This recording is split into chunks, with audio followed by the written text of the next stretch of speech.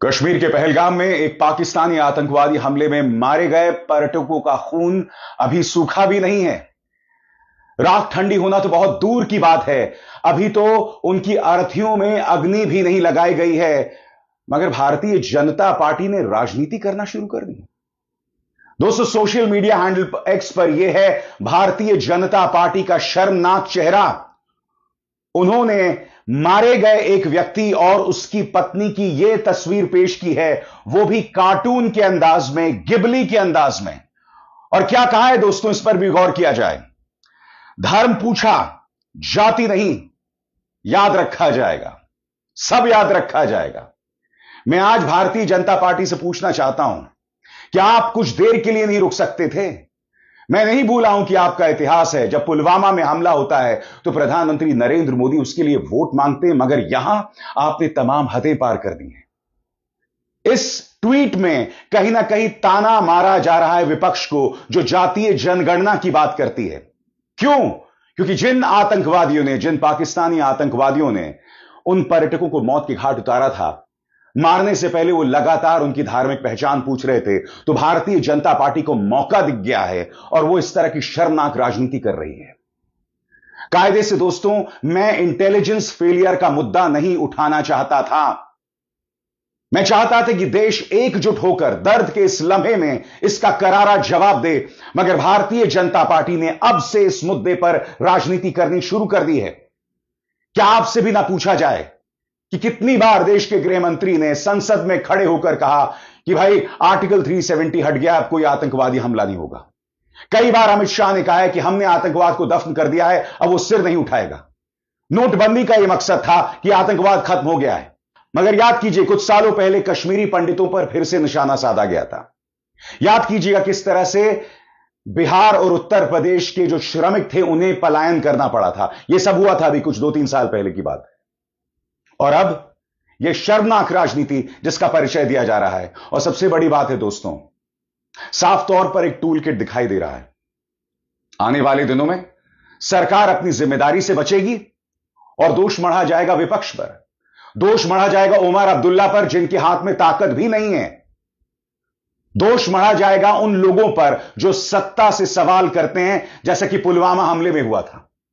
और इसकी शुरुआत हो गई है दोस्तों, गोदी मीडिया ने साथ देना शुरू कर दिया। मैं आपको एक क्लिप दिखाना चाहता हूं, अंग्रेजी में, मगर आप जानते हैं यह सरकारी चाटुकार अर्नब गोस्वामी क्या कह रहा है। यहां आप देखेंगे सरकारी चाटुकार सुप्रीम कोर्ट पर दोष मढ़ रहा है। मैं मजाक नहीं कर रहा हूं दोस्तों। इस कार्यक्रम में कश्मीर में जो हालात खराब हैं उसके लिए दोष सुप्रीम कोर्ट पर मढ़ा जा रहा है। इस आदमी ने चाटुकारिता की सारी हदों को पार कर दिया है। देखिए पत्रकारिता के नाम पर यह शर्मनाक नजारा। Problem in our country is we don't talk straight. There was no need, in my view, for the Supreme Court to waste time getting into whether 370 abrogation was valid or not. It was a waste of time because, with the greatest of respect to the judges, they will not take responsibility for the security situation. These are matters in which the governments and armies must be given a free hand. They do not need to be discussed ad nauseum by petition after petition and argument after argument in court, where the government feels obliged to give some kind of a undertaking that there will be an election in Kashmir. Why? When we removed 370, did we say we will have an election in Kashmir? What has an election in Kashmir ever achieved? But to bring out a bunch of political turncoats back into the so-called political mainstream while innocent people are killed. मगर इसी कार्यक्रम में major general GD Bakshi ने अर्नब गोस्वामी और इस सरकार को आईना दिखा दिया। जीडी बख्शी कहते हैं कि जब कोरोना काल आया था तब कम से कम 3 साल तक सेना में भर्तियां नहीं की गई। जीडी बख्शी आगे कहते हैं कि सेना पर इतना दबाव है कि उन्हें कई क्षेत्रों की सुरक्षा जो है एक साथ देखनी पड़ती है, मगर उनके पास मैन पावर नहीं है क्योंकि सेना में भर्तियां ही नहीं की गई। जीडी बख्शी का, मेजर जनरल जीडी बख्शी का आक्रोश देखिए। ये वही मेजर जनरल जीडी बख्शी हैं जिन्हें भाजपा का प्रचार तंत्र सिर पर उठाकर घूमता है। सुनिए आज एक फौजी किस तरह से आईना दिखा रहा है भाजपा सरकार को। During COVID, this army, for 3 years, there was no recruitment. Our forces were cut down by 1,80,000. Who did it? What about the threat assessment? You saved money. You saved money to get these people killed, damn you! I fought in Kishtwar. 3 years, Arnab. We had that area totally under control. Now that poor sector 9 sector RR, those boys are being asked to look after 2 sectors because somebody felt manpower is not needed. Damn you! It's needed if you want to fight in the mountains. आज सवाल पूछे जाएंगे दोस्तों। आपको समझना पड़ेगा कि पाकिस्तानी आतंकवादियों ने जो यह हमला किया है, इसका मकसद है देश के सांप्रदायिक ताने बाने को बर्बाद कर देना, क्योंकि हर मौत से पहले, हर हत्या से पहले वो धार्मिक पहचान पूछ रहे थे। स्पष्ट है कि वो देश में आग लगा देना चाहते हैं, कश्मीरियों को बदनाम करना चाहते हैं।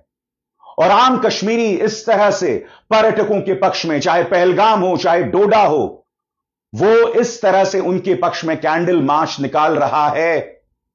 इस तस्वीर को देखिए, इस वीडियो को देखिए। एक बुजुर्ग कश्मीरी है, इसकी आंखों में आंसू है, वो पूरी तरह से टूट चुका है। जिस तरह से 28 बेकसूर पर्यटकों को पाकिस्तानी आतंकवादियों ने मौत के घाट उतार दिया, उसकी आंखें नम हैं। वो जानता है कि पाकिस्तानी आतंकवादियों ने न सिर्फ उन 28 भारतीय पर्यटकों को मारा है, बल्कि आने वाले कई दिनों तक, कई सालों तक कश्मीर के हालात को बद से बर्बाद कर दिया है। अब एक बार फिर कश्मीर में हालात सामान्य होने में काफी वक्त लग जाने वाला है दोस्तों। आप जानते हैं, अब इस आतंकवादी हमले के डर से कई भारतीय कश्मीर नहीं जाने वाले हैं। आपको अंदाजा है, आम कश्मीरी की कमर तोड़ दी गई है। मगर भारतीय जनता पार्टी अपनी जिम्मेदारी से बचने के लिए यह शर्मनाक खेल खेल रही है। मैं फिर कह दूं दोस्तों, ये मुद्दे मैं नहीं उठाना चाहता था, मगर भाजपा ने यह सब शुरू कर दिया है।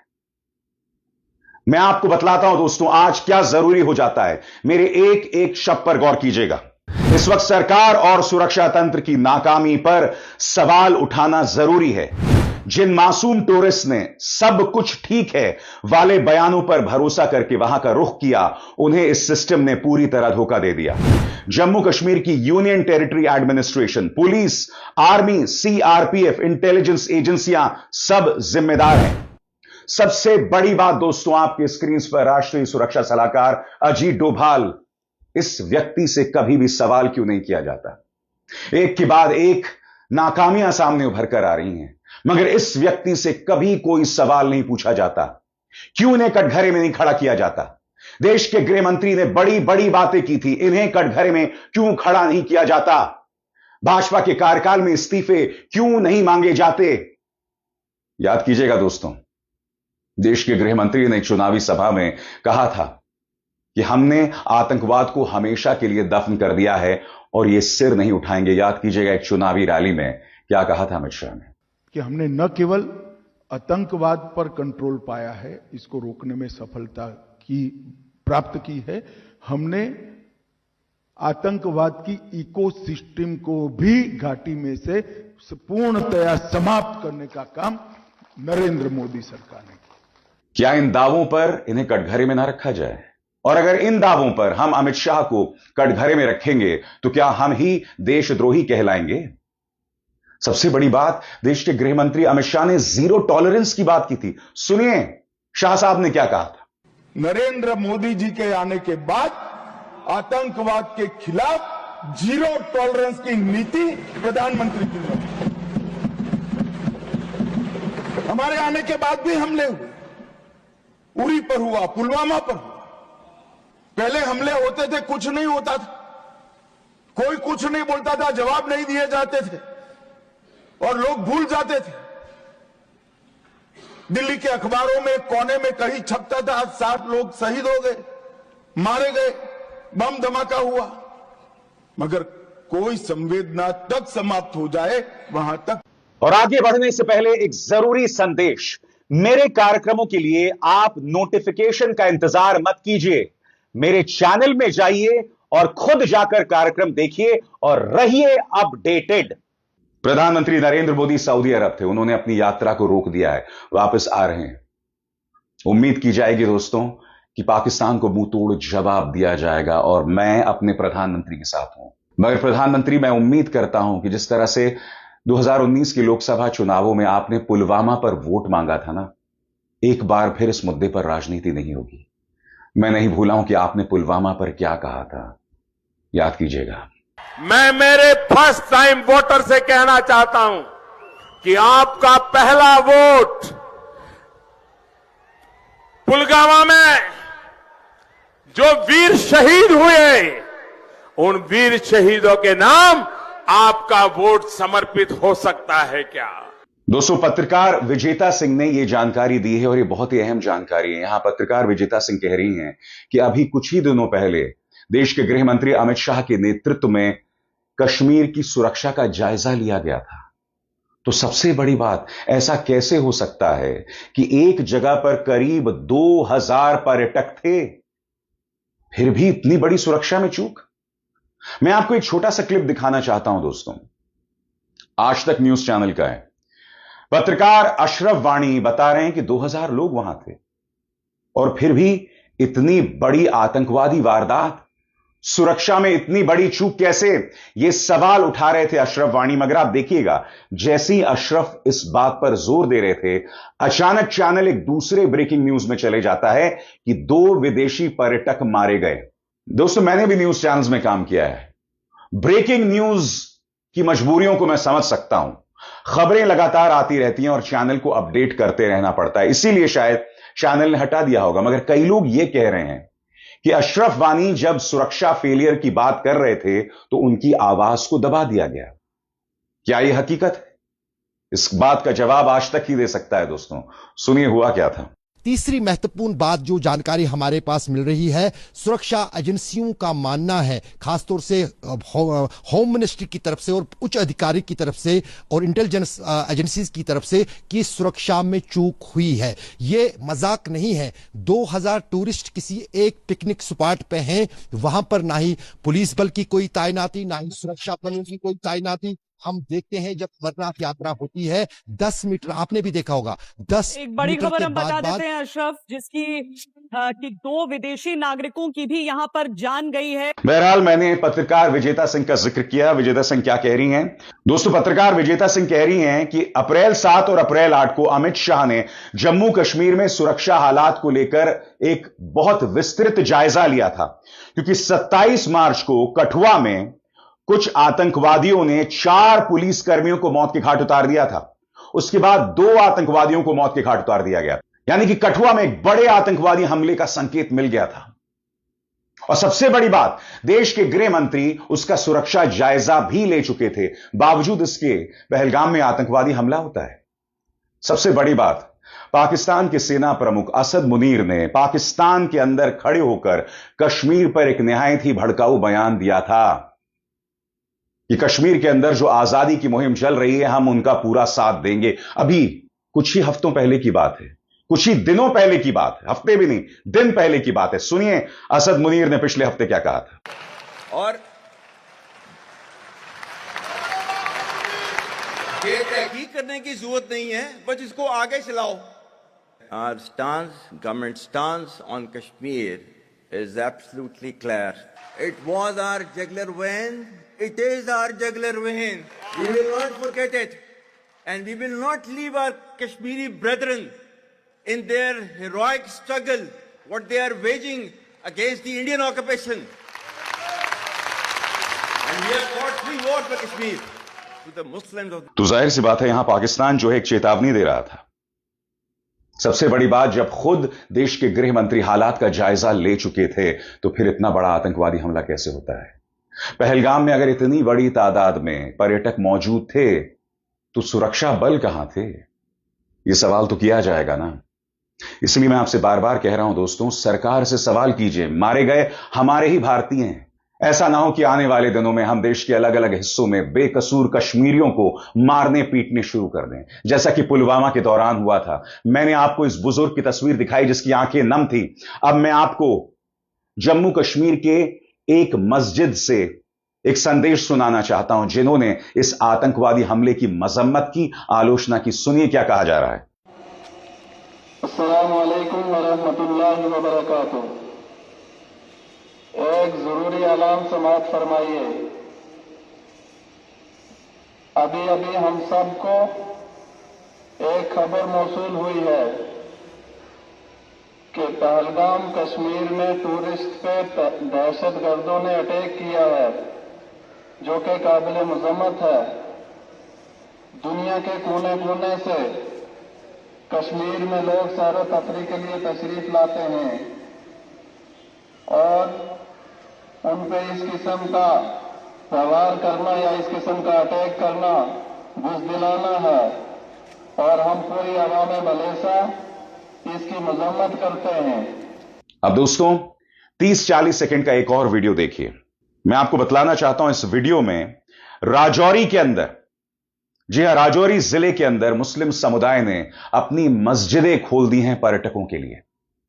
इस वीडियो का एक अंश देखिए जिससे पता चल रहा है कि इस लम्हे में आम कश्मीरी पूरे भारत के साथ है।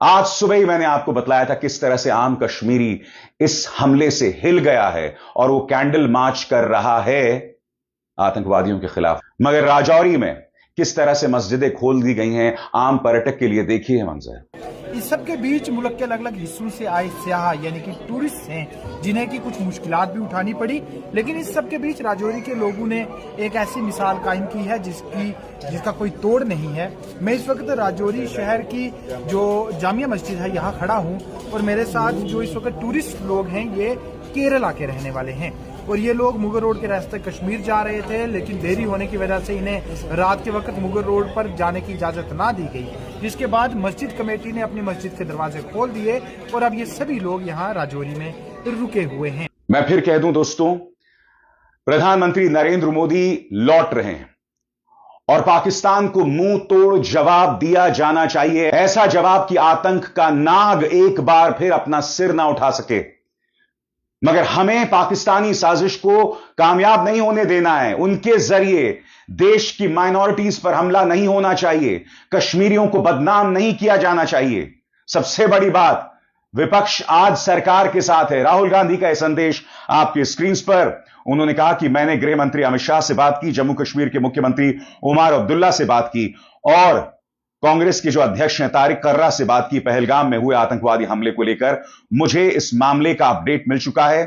जो तमाम परिवार वाले हैं, मारे गए लोगों के परिवार वाले हैं, उन्हें न्याय मिलना चाहिए और हमारा पूरा सहयोग मिलना चाहिए। ये राहुल गांधी के शब्द हैं, मगर मुझे आपको बतलाने की जरूरत नहीं कि भाजपा का प्रचार तंत्र क्या कर रहा है। इस लम्हे में पूरा देश एक साथ है और भारतीय जनता पार्टी को यह प्रमाण देना पड़ेगा कि वो देश के साथ है और इस तरह की नफरत नहीं फैलाने वाला है। क्योंकि हम नहीं भूलें, संसद के अंदर प्रधानमंत्री ने बड़े बड़े दावे किए थे, याद है कि नहीं आपको? सुनिए प्रधानमंत्री ने पहले के हालात और अब के हालात में क्या कहा था। प्रधानमंत्री जब पहले हमला होता था ना, तो सरकार से सवाल किए जाते थे, इस्तीफे मांगे जाते थे। आज मीडिया पूरी तरह से आपका पिछलग्गू बन गया है, आपका प्रचार करता है, आपसे कोई इस्तीफा नहीं मांगता है। आप पहले के हालात की बात कर रहे थे, सुनिए प्रधानमंत्री क्या कह रहे थे।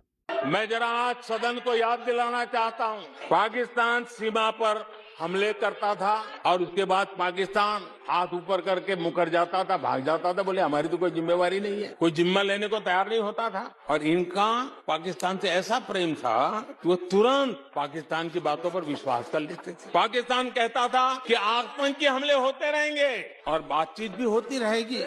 इन्हें यहां तक कहते हुए पाकिस्तान कह रहा है तो सही कहता होगा, ये इनकी सोच नहीं है। कश्मीर आतंकवाद की आग में दिन रात सुलग रहा था, जलता था, लेकिन कांग्रेस सरकार का काम कश्मीर के आम नागरिकों पर विश्वास नहीं था। वे विश्वास करते थे हुर्रियत पर, वे विश्वास उन लोगों पर करते थे जो पाकिस्तान का झंडा लेकर के चलते थे। भारत ने आतंकवाद पर सर्जिकल स्ट्राइक किया, भारत ने एयर स्ट्राइक किया। इनको भारत की सेना पर भरोसा नहीं था, उनको दुश्मन के दावों पर भरोसा था। और सबसे बड़ी बात दोस्तों, हम ये नहीं भूल सकते, अमेरिका के उपराष्ट्रपति जे.डी. वैंस इस वक्त भारत में है। यहां पर आप उन्हें देख सकते हैं, अक्षरधाम में वो अपनी पत्नी और अपने बच्चों के साथ मौजूद हैं। स्वाभाविक सी बात है कि आतंकवादी एक संदेश देना चाहते थे, पाकिस्तानी आतंकवादी एक संदेश देना चाहते थे। जब जे.डी. वैंस यहां मौजूद हैं, जब भारत में हालात तनावपूर्ण बने हुए हैं वक्फ बिल के तनाव के चलते, मुर्शिदाबाद में क्या हालात हुए सब जानते हैं। कहने का अर्थ साफ है, इस आतंकवादी हमले का सिर्फ एक ही एक मकसद है कि भारत की शांति को बर्बाद कर दिया जाए, भारत के सांप्रदायिक ताने बाने को, रहे सहे सांप्रदायिक ताने बाने को बर्बाद कर दिया जाए। मैं फिर स्पष्ट कर दूं, मैं अपनी सरकार के साथ हूं, मैं प्रधानमंत्री नरेंद्र मोदी, अमित शाह के साथ हूं, मगर मैं उस भारतीय जनता पार्टी के साथ नहीं हूं जो इस मौके पर भी राजनीतिक रोटियां सेकने का काम करेगी। नहीं, जिसकी शुरुआत हो चुकी है, क्योंकि हमें नहीं भूलना चाहिए दोस्तों, 6 महीने के अंदर बिहार में चुनाव है। 6 महीने के अंदर बिहार में चुनाव है दोस्तों। हालात को हिंदू मुस्लिम करने की कोशिश की जा रही है और यह औरंगजेब विवाद और वक्फ बिल से साफ होता जा रहा है। अब कश्मीर में जैसे ही हमला होता है, भाजपा का ट्विटर हैंडल यह शर्मनाक संदेश देता है, धर्म और जाति पर, धर्म पूछकर मारा, जाति पूछकर नहीं, क्योंकि जाति के मायने बिहार के संदर्भ में भी है। समझिए इस पूरी सोच को, इस ट्वीट, इस बयान के पीछे की सोच को समझिए। मैं उम्मीद करता हूं कि प्रधानमंत्री इसकी आलोचना करेंगे, आत्ममंथन करेंगे, यह जहर नहीं उगला जा सकता है। मगर आज मुझे ताज्जुब नहीं होगा कि आने वाले दिनों में माहौल और गंभीर होगा और जहरीला होगा और इस मुद्दे से अपनी जान बचाने के लिए फिर से भाजपा गंदी राजनीति पर उतर आएगी। अविसार शर्मा को दीजिए इजाजत। नमस्कार।